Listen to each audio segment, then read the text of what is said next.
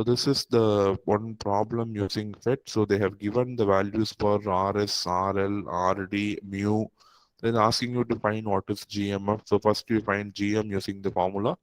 GM will be negative, D will be positive, and beta, you know, it is minus RS. So GMF equal to GM by D. So finally your GMF equal to GM by D.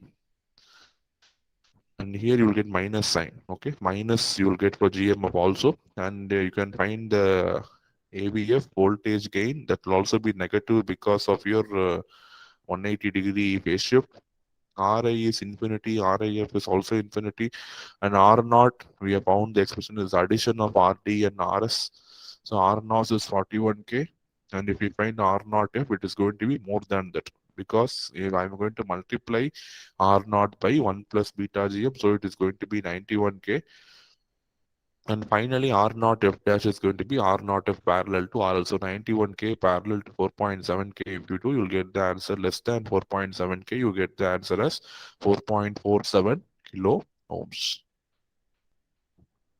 So any doubts if you have, you can ask in this FET common source amplifier, which is a part of the current series feedback configuration.